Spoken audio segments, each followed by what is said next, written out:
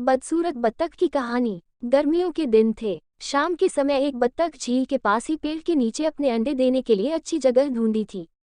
उसने वहां पर 5 अंडे दिए। उसने देखा कि उसके 5 अंडों में से एक अंडा सबसे बहुत अलग था, जिसे देखकर वह परेशान रहने लगी। उसने अंडों से बच्चों के बाहर आने तक का इंतजार किया। फिर एक सुबह उसके 4 अंडों में से उसके 4 नन्हे बच्चे बाहर आ गए। वो सभी बहुत सुंदर और प्यारे थे, लेकिन उसके 5वें अंडे से अभी तक बच्चा बाहर नहीं आया था। बत्तख ने कहा कि यह 5वें अंडे का बच्चा उसका सबसे सुंदर बच्चा होगा, तभी वह बाहर आने में इतना ज्यादा समय ले रहे हैं। एक सुबह वह 5वां अंडा भी फूट गया। उसमें से एक बदसूरत बत्तख का बच्चा निकला। बत्तख का यह बच्चे अपने बाकी के चारों भाई बहनों से बहुत बड़ा और बदसूरत था। यह देखकर बत्तख माँ बहुत उदास हो गई। उसे उम्मीद थी कि शायद कुछ दिनों बाद वह बदसूरत बत्तख भी अपने भाई बहनों की तरह सुंदर हो जाएगा। कई दिन बीत जाने के बाद भी वह बत्तख बदसूरत ही रहा। बदसूरत होने की वजह से उसके सारे भाई बहन उसका मजाक भी उड़ाते थे और कोई भी उसके साथ नहीं खेलता था। वह बदसूरत बत्तख का बच्चा बहुत उदास रहने लगा। एक दिन झील में अपनी परछाई देखते हुए वह बदसूरत बत्तख का बच्चा सोचने लगा कि अगर उसने अपने परिवार को छोड़ दिया तो वो सारे बहुत खुश हो जाएं।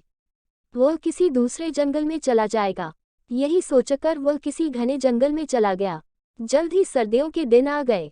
हर तरफ बर्फ की बारिश हो रही थी। बदसूरत बत्तख के बच्चे को ठंड लग रही थी। उसके पास खाने पीने के लिए भी कुछ नहीं था। वहां से वह एक बत्तख के परिवार के पास गया। उन्होंने उसे भगा दिया।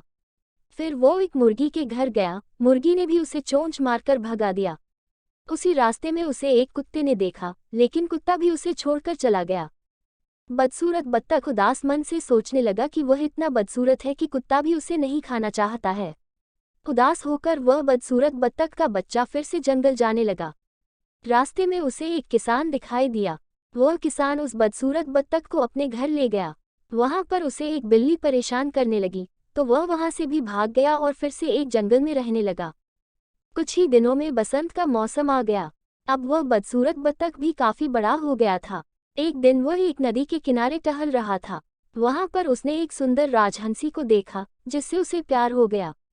लेकिन फिर उसे लगा कि वह एक बदसूरत बत्तख है, इसलिए उसे वह राजहंसी कभी नहीं मिलेगी। शर्म से उसने अपना सिर झुका लिया। तभी उसने नदी के पानी में अपनी परछाई देखी और वह हैरान हो गया। उसने देखा अब वह बहुत बड़ा हो गया है और एक सुंदर राजहंस में बदल गया है। उसे यह एहसास हो गया कि वह एक हंस है। तभी अपने बाकी के बत्तख भाई बहनों से काफी अलग था। जल्द ही उस बदसूरत बत्तख से राजहंस बने उस हंस ने हंसनी से शादी कर ली और दोनों खुशी खुशी रहने लगे। कहानी से सीख, सही समय आने पर हर कोई अपनी सही पहचान कर सकता है। तभी वह अपने गुणों को पहचान कर अपने दुखों को दूर कर सकता है।